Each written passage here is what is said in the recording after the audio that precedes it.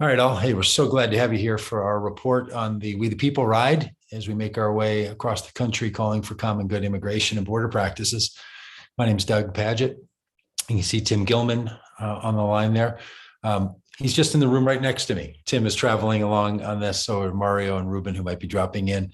We now have just a small crew with us tonight. Sometimes we have 15 people traveling with us, like we'll have next week, and sometimes we have a small crew of 4.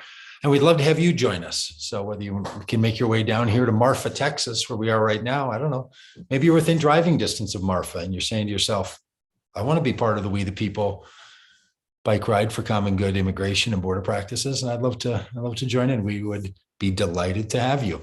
So consider maybe joining us.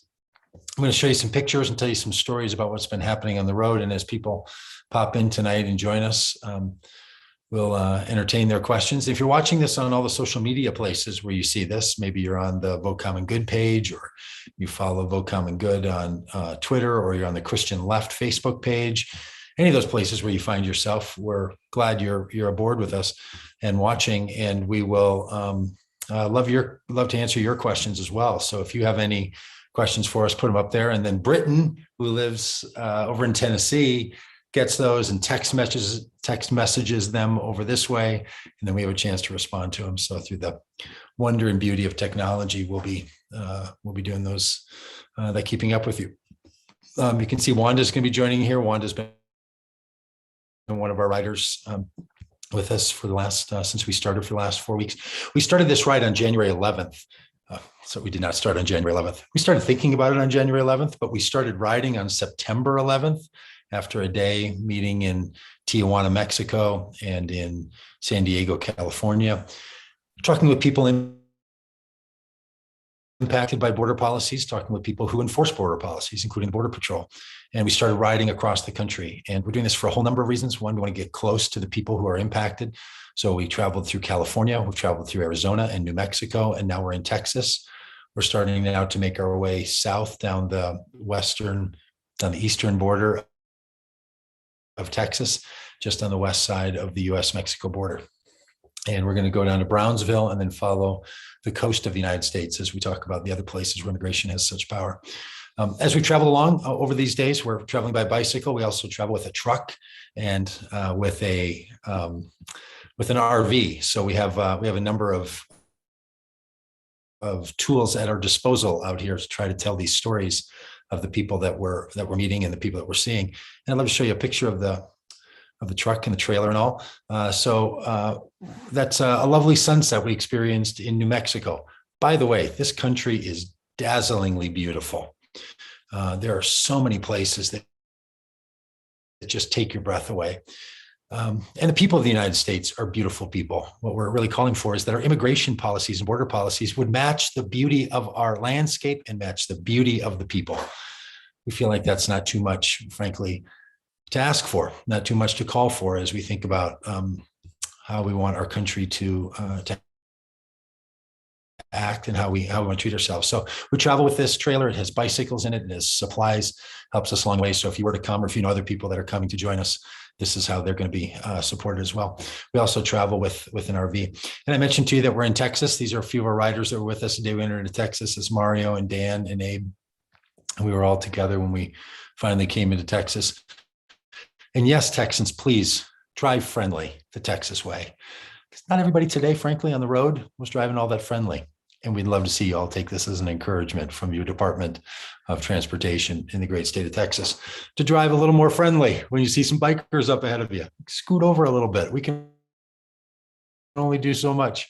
And it's really scary sometimes on these bikes when you're seeing cars barreling down on you. So we're traveling along. We're here now in Texas. And I want to share with you a photo from today. It was a meaningful one.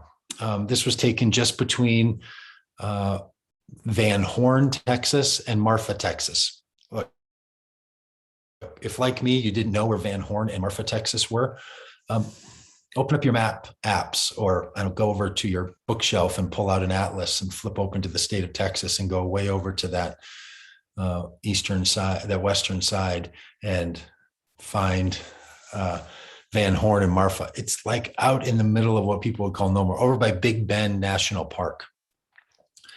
So we were having a lunch break, and during our lunch break, Ruben was, doing the stuff in the trailer, and Mario and I were eating peanut butter and jelly sandwiches and Lay's potato chips.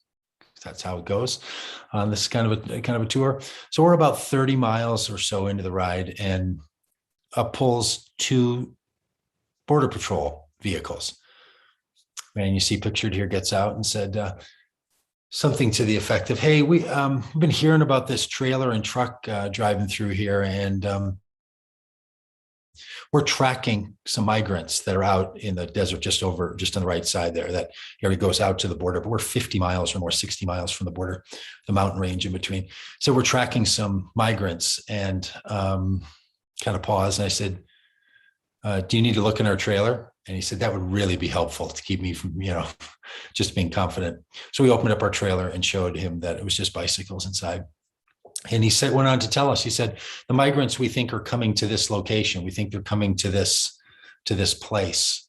This is where we think they're headed right to this. There's a box that was sitting over there." And they said, "We think they're coming right to this place." And last night we were told, Wanda was actually told that by the sheriff to, quote, "be careful because they're tracking 70 migrants across the desert and are looking to apprehend them." Now, why these Border Patrol and state troopers are out telling rando people like us what's going on is a bit beyond me.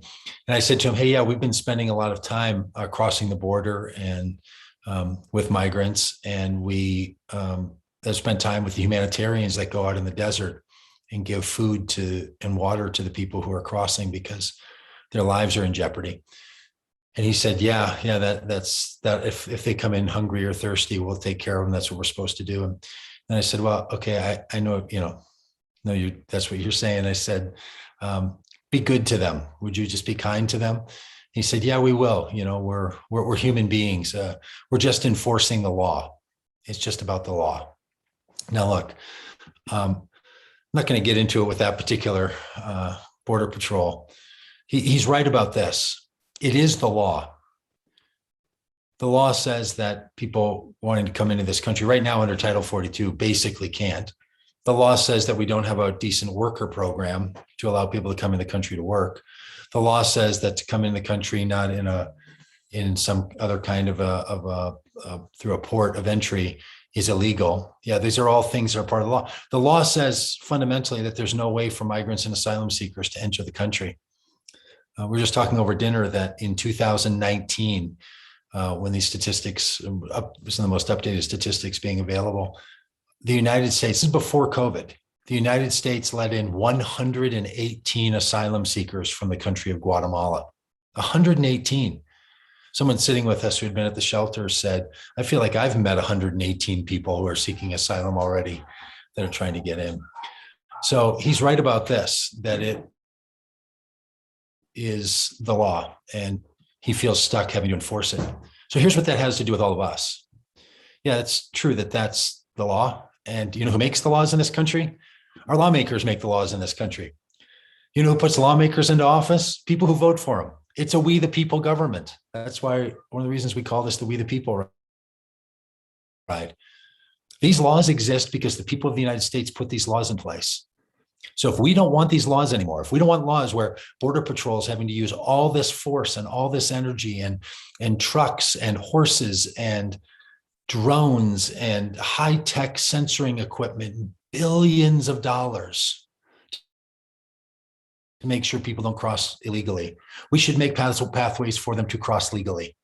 As the mayor of a small border town in Arizona, the town of Douglas, Arizona, said to us, "If you want to build a wall, go ahead and build a wall, but put in a big gate so people can get into this country because it's needed all the way around." So we'd really love for you to know that you've got a part to play in all this. And we'd love to have you feel empowered to be a part of what's going on. A couple other little updates here from us. Here's a photo of a group ride that we did this week, just outside of Juarez, Mexico, the town that's the border town with El Paso, Texas. Got together a group of people, some who live in Mexico, some who live in the United States, and we did a border ride. We rode along the border wall. I'll show you in a minute a video of that. We stopped and did a communion through the wall. Some people on the US side, some people on the Mexico side. Went up then to the port of entry, crossing back into El Paso. Couldn't have been easier for us as Americans. We easily rode in, no hesitation, just waves from the people who are manning the entrance into Mexico. Didn't show them anything, didn't sign anything, didn't answer any questions, just a wave, and we're in Mexico. One of the people riding with us there, he's just moved to Texas. It was his first time being there. His name's Eric. And Eric said, we crossed over and across the border through the port there. He said, is that it? Are we in Mexico now? Yeah, it's that easy to go in. And then getting out, super easy. We rode up and they pulled our bikes over to the side to get them through a wider gate. And then we walked through a turnstile and then went up and presented our passports and then said, oh, you're with this whole other group here? Have a good day. Welcomed us right back in. But if you're Mexican, you ain't getting in the United States. If you're an American, you can go right into Mexico, have a bike ride with friends. But if you're Mexican, you can't come the other way. Some people like to say that you can't have a country unless you have borders that restrict people from coming in. Pretty sure Mexico is a country. And I'm pretty sure we were easily able to go right in. So it's not just so simple as that we're not a country if we don't keep people out. And then we have this Title 42, which we were really calling on the Biden administration to remove. It's a health edict that allows the United States to not let anyone who's not a citizen or a green card holder to come into the United States across the Mexican-US border. It's been in place since March of 2020. It's time for that to be lifted. It has to be lifted. People who have visas and other reasons to come to the United States need to cross the Mexican border. Look, we crossed over to Mexico and back a bunch of times. We're going to do it again this weekend. We're going to do it again the next weekend. People are doing it all the time. People do it on airplanes. They do it on land. If it's about COVID, it just doesn't make any sense. It's like so many of our border policies and practices, in my opinion. They just don't make sense. They're just confusing as all get out. So that's part of the work that we're doing. And if any of you are on here and have questions or any of that, we would love to hear your questions and hear what you got. Tim and Wanda, any little updates from you? I've got some other pictures and some other updates to give, but Tim or Wanda, do either of you want to say anything? Wanda, I think that's a picture of you, so I'll wait for you to get your camera back off that you plan to do. Tim, any comments from you? Yeah, I just was reminded again, we hear this in the mainland, inland, but I'm reminded again how truly interdependent these border towns are on each other. And oftentimes, Douglas was an example. The economy really, for Douglas to survive, really depends on the people being able to come across and work and shop and do business. So they truly are almost one community. So it's good to be down here and see that and understand it in a more real way than just in the abstract of hearing that said. But they truly are interdependent on each other. Yeah. Hey, thanks, Tim. Hey, Wanda, I see you've got your camera on now. Anything you wanted to say to the good people? I get unmuted. There you go. You're unmuted. You're ready. Yeah, there we are. I think Tim hit about all the notes that I was wanting to hit. Was happy to be able to get to ride a little bit yesterday. I'm about an hour from my house and hoping to be able to rejoin the ride when I get some health issues taken care of. Yeah, Wanda's been riding with us since San Diego, lives in Arlington, Texas area, and it's going to be back out to join us. So good to see you, Wanda. I'm glad you're almost home safe. Again, message us when you get home, because we want to make sure that you're safe and sound. Hey, I'm going to show you a video here of that we made while we were over in Juarez. Let me make a comment or two about Juarez.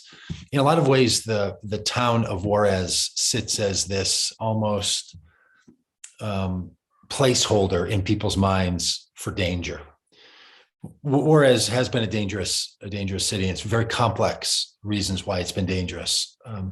The cartel has been dealing with itself in Juarez and causing all kinds of danger and harm to people. And the drug cartels and the human trafficking cartels in Mexico are a real problem. They're able to only flourish, though, because of policies in the United States.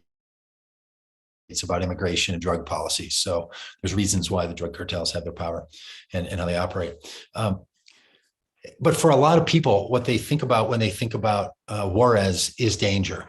And one of the things we're trying to do on this ride is to show people that, dangers exist. We all know that. Every town in America is a dangerous town. I'm from Minneapolis, and people will, hear me say I'm from Minneapolis, and they'll get concerned because of the police brutality that led to the response of citizens saying that changes need to happen last year. And they'll talk about the riots in Minneapolis and ask if it's safe. Mario lives in New York City, and there's a lot of people who are really scared of New York. Some of our documentary film crew is from Chicago, and people get concerned about Chicago. I know people from the urban environments who are nervous to go into rural environments, and people from rural environments that are scared to go into urban environments. And there's all kinds of reasons why we are. But the great majority, the almost always everything else that happens, the things that are not newsworthy because they're so normal, are that people love each other and they care for each other and they do good for each other. Over and over, we've been asking people that live in these border towns on both the Mexican side and the US side, we ask them this question: what do you know to be true that you wish the people in the rest of the United States knew to be true about your lived experience? And over, we're going to put a montage of these together. People just say again and again and again and again, it's safe here. It's good here. People should come here. People in Juarez were telling us that 2 days ago. People in El Paso, Texas are telling us that. So one of the reasons we crossed is because for a lot of people, they would say like, oh, that's dangerous. You shouldn't do that. Our motto for this ride, is love beyond borders. And we're not only trying to say that we want there to be love beyond borders, we're trying to say we believe there is love beyond our borders. Right? That's the message of all this. So Dan Dietrich, who's was along with us, made a little edited together a little film.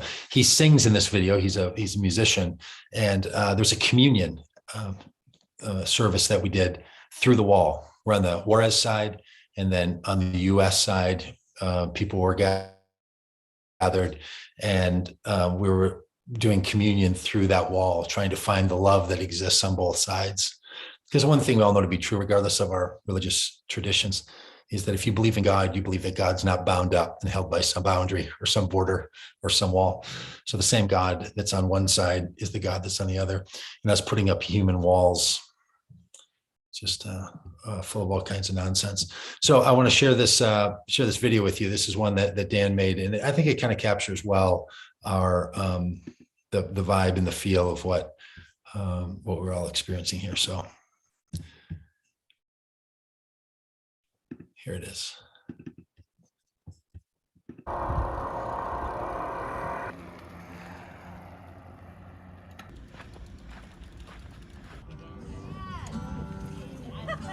Still have strength to love their enemy. Blessed is the faith of those who persevere. Though they fall, they'll never know defeat.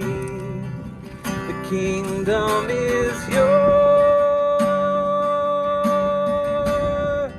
The kingdom is yours.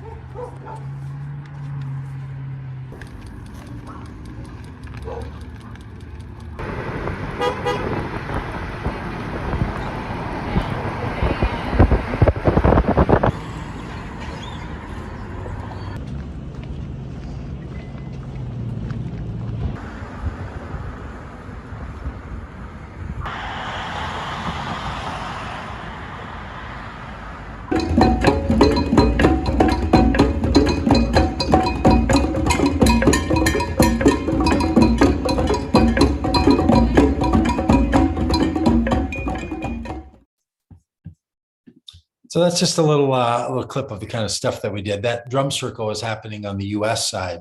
We're partnered with a group called the Bara, and they have a property that sits right on the border wall, right there. It's so close that during that morning, just before that video was shot, we were gathered up there, and we heard the wail of a man, the hollering. He was a man that, in my guess, would have been upper 50s, maybe 60 years old. He climbed a fence just in back of the property, 18 feet high, and fell off the fence and landed and broke his legs. And so it brought him into that very place where the drum circle was happening, and cared for him and called the paramedics, who came and picked him up. And paramedics asked him if he was helped over by a coyote, somebody who escorts him over, and said yes. And they bandaged him up and put him on a stretcher, and then put some braces on his legs and took him to the hospital. And in the midst of all that, this communion service through the wall, this drum circle at night, people coming over the wall, people breaking their legs. You have to ask yourself, what is it that's driving a man of that age to climb over that wall? What's the desperation? He wasn't a drug dealer. He wasn't a murderer or a rapist, what our former president used to call these people. He's a man trying to work and save for his family. I know you hear this a lot from our current president, but we really can be better than this as a country. And some of what we're wanting to do in traveling here is to highlight the fact that we really can be, we really should be, and we really have the ability to be better than this. So that's what we're doing. We're trying to tell those stories. We want to get people close to it. We want to invite you to come down and get close to it. We're going to be along the Mexican border for another 10 or 15 days. So if you can join us anytime now, maybe in McAllen, Texas next weekend, or Brownsville, we'd love to have you. We're also making these short form stuff. We're also making a documentary out of this. There's two of the documentarians that are traveling with us. Kim Brown is also not in this photo. They're going to make a long form documentary that's going to have all the things that long form documentaries have, not just short social media posts and press posts and interviews and all that we're doing, but also a long form documentary. And that's because we want to share these stories more widely. We want to share these stories with people all over the country. We want to host screenings in theaters and be in film festivals and do all the things that you do with documentaries. So some of what we're raising money for are the documentaries. So if you're interested in funding this, coming along, contributing, if you know foundations or individuals who want to fund this kind of thing, we'd love to have you. We'd love to have you do that, because getting ourselves, through this border wall and to the humanity on the other side is so crucial. This is a photo of somebody from our team on the US side, where all the barbed wire is, handing a camera back through the fence to people on the Mexico side, where on their side of the fence, it's painted with artwork. I can't seem to get over the contrast of, on the US side, it's dangerous wire, and on the Mexican side, it's beautiful artwork. Really kind of strikes me. Hey, Mario, I see that you've joined in. Look, Mario and I were two of the riders today, and we rode 73.7 miles today, and we had a 72-mile ride yesterday. So we're a little, and today, I promise you, we make this joke a lot, but it was really true today. It was uphill and into the wind for 7 hours. It was unbelievable. But Mario, anything you wanted to share about the experience so far, or the ride today, or anything like that?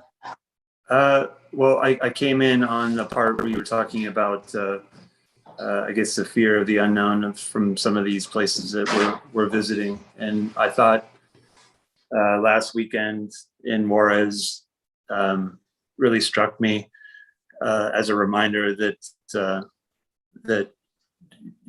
the media doesn't necessarily paint an accurate depiction of what goes on in these cities. I thought that riding through Juarez is just like, it was a beautiful Mexican city, just like many other cities that I've been to that are deemed safer. So that really struck me. There were so many beautiful people that were waving at us, Yeah. It was just reaffirming. That people should go to these places. Yeah, I was saying before you got on, and you can attest to this, how many times people in these places say to us, thank you for coming, and please tell other people to come Yeah. as well. Yeah, I met a man today last night at the RV park that we were staying at. I was chatting him up. He had a big, beautiful RV, lives in Naples, Florida, also lives in the state that I'm from, Minnesota. And so we're talking about all those things. And I said, well, we're doing this ride. And he said, we just rode over today from Tucson, Arizona. So they had a long drive. It took us, a week, 2 weeks to ride from there. You got there today, a long drive. And I said, well, did you get down by the border? He said, no, after all that I've heard, I wasn't sure how safe it was for us to drive down there. After all that I've heard, I want to talk briefly about politics, but people are hearing different things, and we want to make sure they hear the other things. And look, news media, journalists, I'm a big news junkie. I love it. I follow news like people follow sports or cooking shows. Like I know the players, I know what's going on. I'm into it. I love it. News stories are rarely baby is born and is very cute. Like that's not a news story, because that happens all the time. News is the exception. News is the thing that is unusual. News is the thing that people should be afraid of. So our news by definition is going to be all of that, exceptional and more scary than the rest. So it's up to the rest of us to tell the other stories, right? I don't think we need to tell the media to say more, say less, tell other people to be quiet. We just all need to speak up and tell the truth of what we know, which is why we want to be asking people on the border and people over the United States, what do you know to be true that you wish everyone else in the country knew to be true, and to share that story. So that's what we're doing. That's what we're up to. I've said it 100 times and I'll say it 100 more. We would love to have you join us, whether that's virtually, social media wise, as a contributor, as someone who just brags about what we do or tells people you have some friends that are riding across the country. We keep running into these people who are like, oh,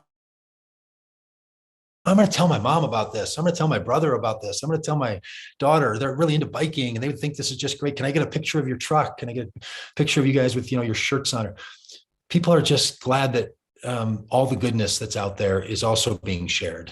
And look, if we're going to have a democratized media and social media, the stuff that we want to have on social media and in the media, like let's tell those stories. So thanks for being willing to help us to do this. We're going to keep our business to 30 minutes tonight. I'll just give one last chance. If anybody has a comment, a question, want to ask about the riding, if you want to ask about the work that we're doing, you want to ask about any of that, you can put a comment in the social spaces, and Britton will check all those places and see if there's any comments or anything. If you're watching this on a recording, like if it's after 8:30 p.m. on Tuesday, October 5th, Central Time, this is no longer live. So obviously, if you leave a comment there, we're not going to respond to it in the video. We might respond to it elsewhere, but all right. Any other comments? Anything else anybody wants to say? Tomorrow we start making our way down toward Del Rio. Del Rio has been in the news. This is where the Haitian asylum seekers gathered together and we're under that bridge. We're going to be in Del Rio this weekend. Most of the Haitian migrants and asylum seekers are gone from there now. But there's a lot of other really important work going on in Del Rio. And then from there, we'll make our way next weekend down to McAllen, Texas. And so in between, we'll be riding along the Rio Grande River. Right now, we're just riding up hills and into the wind in West Texas. So it's a doozy. My face is windburned today, Mario. I don't know how your face is feeling, but I can feel, I don't think it's sun today. I think it's windburn. I don't think there's no wind lotion, to make you, well, I guess there is. You put that. I take that back. I should have put wind lotion on my face to keep that from happening. I'll do that tomorrow. All right. Any comments from anyone? All right. Good enough. It's enough for tonight. Thanks for being a part of all this. And from the We the People for Common Good Immigration and Border Practices, we will see you down the road.